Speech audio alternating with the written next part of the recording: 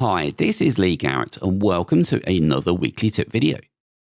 Whenever you see a Mac-centric video on Screencasts Online, chances are you're going to see an application launcher used at some point.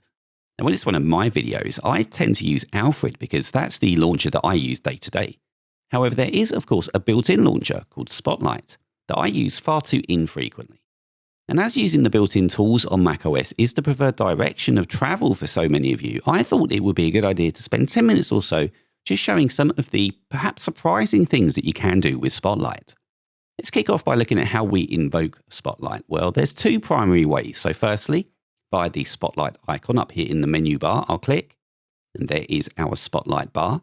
Now, if you don't have the Spotlight icon available, then it may be disabled, so you can check that easy enough by going into System Settings, and let's go there from Spotlight. After all, that's one of the things that it can do, so I'll start typing. It's found it already, so I'll press Enter.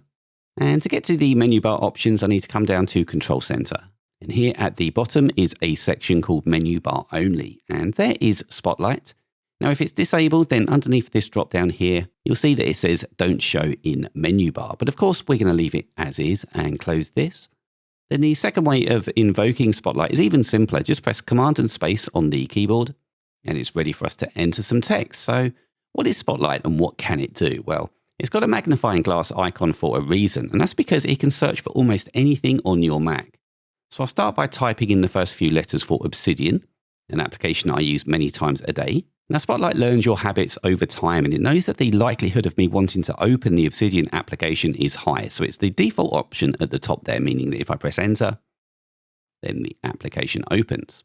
Okay, let's close it and bring Spotlight up again once more. That's just a quick preview of one of this week's Apple-related tutorials from Screencasts Online. Screencasts Online is your premium source of Apple-related video tutorials. All of our members get access to brand new, up-to-date tutorials each week, as well as unlimited access to our entire video archive full of Mac and iOS-related tutorials. You can stream and download all of our videos on your Mac, iPad and iPhone, and even your Apple TV using the members-only Screencasts Online Apple TV app. Membership also includes a complimentary subscription to the digital Screencasts Online monthly magazine, published each month and packed with videos, articles, reviews, as well as hints and tips covering all aspects of the Mac, iPad, iPhone, and all of the other fantastic Apple products. So, if you're ready to start getting the most out of your Apple devices, visit screencastsonline.com today and become a Screencasts Online member.